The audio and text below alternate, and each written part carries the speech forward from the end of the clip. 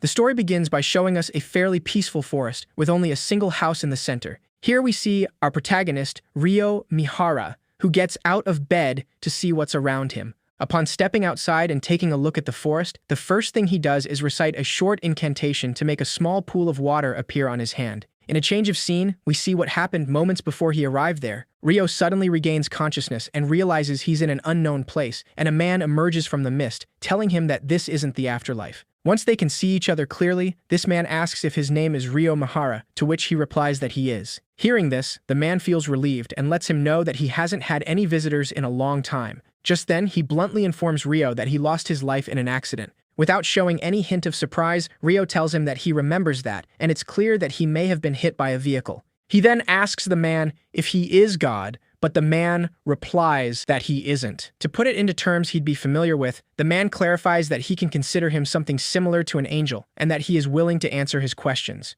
Ryo decides to file this man as Michael and tells him that he knows he will be reincarnated, so he wants to know what he should do when he starts his new life. Michael asks him to live his life however he wants, mentioning that no one told him he had to do anything in particular or that he was going to be given a mission to complete. This leaves Ryo thinking, and after a few seconds, he responds that he'd love to live a slow life. At his response, Michael tells him he's going to be reincarnated in a world full of magic, which they know as Phi. In Phi, roughly 20% of humans can cast spells, and the attribute he'll have in this world is water. Since he wants the slow life, he'll be reincarnated in the forest of Rondo, where a house and 2 months' worth of food await him. Ryo decides to take a look at the house, noticing that there's an ice house for storing food, which makes him believe that it was made with magic. Michael also informs him that his house has been prepared so that monsters will avoid the immediate vicinity, and he can consider it to be something like a barrier. Ryo finds a book called The Monster Compendium and realizes that he can read it even though he's never seen the language before. Ryo starts experimenting with magic for the first time, and as he does, he discovers that as long as he visualizes the magic he wants to create,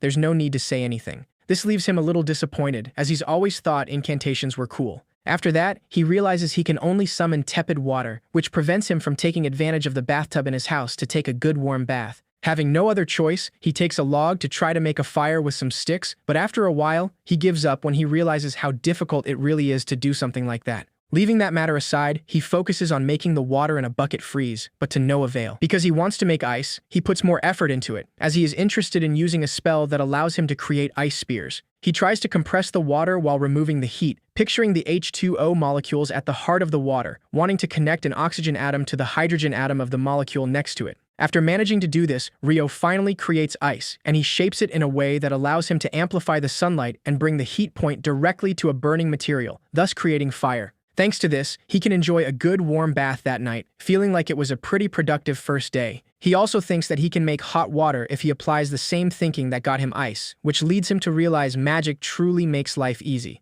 The next morning, Ryo has some meat for breakfast, keeping in mind that Michael left him enough food for 2 months, which means he'll have to hunt for more when he runs out. And since the forest isn't within the barrier, he assumes there must be monsters outside, but he knows he can't go there with just a knife, so he needs offensive magic. Without wasting any time, he heads out to begin practicing his magic, creating a water ball. He is thrilled that his first attack spell has been a success, though he notices it's not very powerful. Despite this, he knows this isn't much of an attack, so switches the water ball to a water jet, intending to visualize a thin jet of water traveling at full speed. In doing so, all he creates is a jet of water that quickly weakens and doesn't travel far, so he suffers from its failure. Just then, Ryo remembers that Michael told him that the foundation to magic is imagination. This means that he needs to picture clearly what he's aiming for, then work toward that over time. After trying over and over again all day long, Ryo admits that his water jet is looking a bit better now. Once he's done with training for the day, Ryo returns home and uses the opposite process for ice to get hot water. The next day, he decides to try creating ice out of thin air, which leads him to his main goal for offensive magic, an icicle lance. Despite having the ideal shape, Ryo notices right away that it's not as easy to project as water. Given the difficulty of conjuring it and its limited range, he has his doubts about practical applications in combat, so he decides to train it more.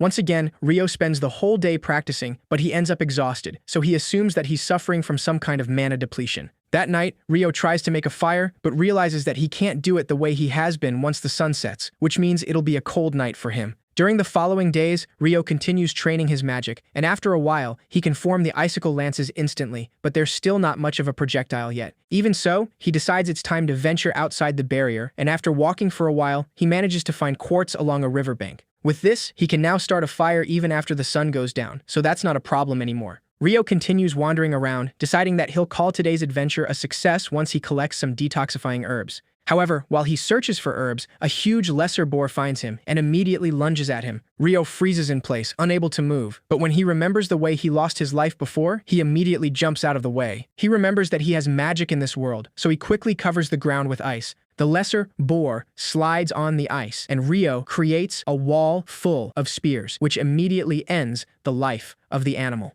Later that night, Rio reads the book about monsters from before and finds out that lesser boars are listed as the weakest kind. There, he also reads that dragons are individually capable of destroying entire cities with ease, and it is recommended to flee immediately if he encounters one, even though he's highly unlikely to escape. Another dangerous type of monster would be an Akuma, which are described as not fallen angels. Their origins are unknown, but they're so dangerous that there's a note in the book that says that he should pray he never encounters one.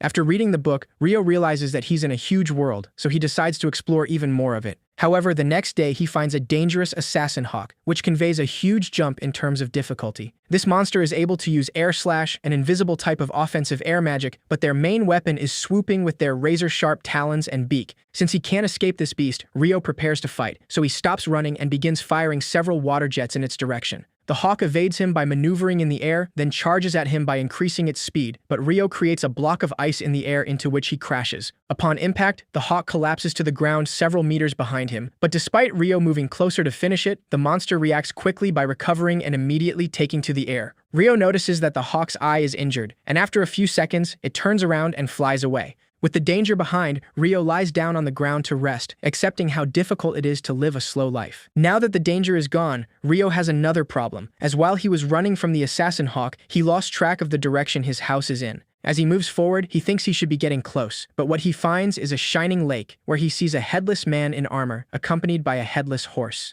The next day, Rio continues exploring the forest, defeating the beasts that threaten his life along the way, this time successfully using the icicle lance. He is able to find his home, so he does this activity constantly to collect resources and food, while also practicing magic to become stronger in that regard.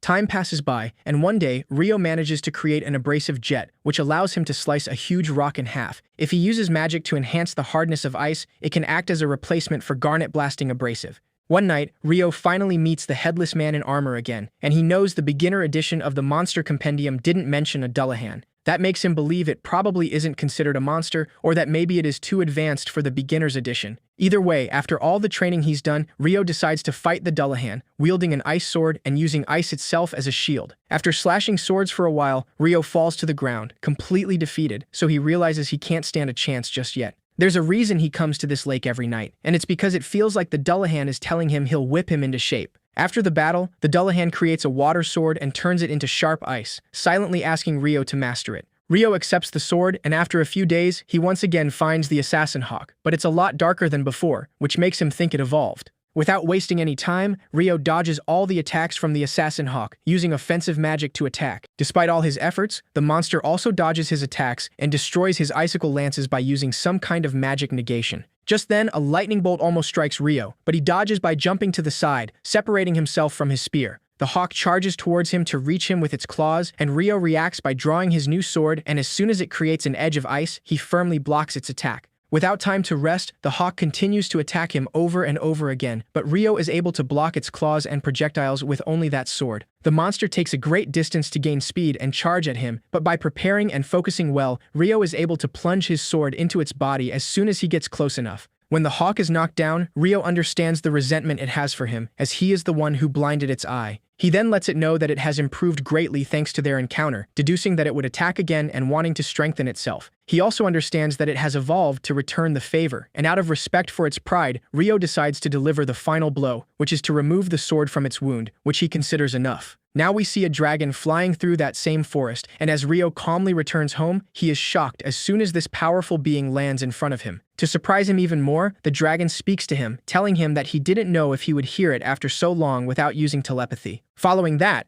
he asks him if he has seen a bird that evolved from an assassin hawk. Rio reluctantly replies that he has and apologizes if it was one of his minions, as he already killed it. Unlike what he expected, the dragon only congratulates him on that achievement and points out that the thing on his waist is quite unusual. Rio realizes that he is talking about the sword the Dullahan gave him, so he holds it up for him to see. Seeing this, The dragon recognizes it as the sword of the Fairy King and mentions that if he gave that to him, then he must have done something to earn his favor. Rio isn't so sure about that, but decides to ask him a few questions now that he has the opportunity. After spending the day answering Rio's several questions, the dragon informs him that he's being called on, so he now has to leave. Rio thanks him for answering all his questions, but before he leaves, he asks him to tell him his name. The dragon then introduces himself as Lewin, and finally leaves the place. In another scene, we once again see Michael, who realizes that Rio has a hidden trait, which is rare. No one's had one of those since that girl he sent to another world over 10,000 years ago, and in Rio's case, his hidden trait is eternal youth.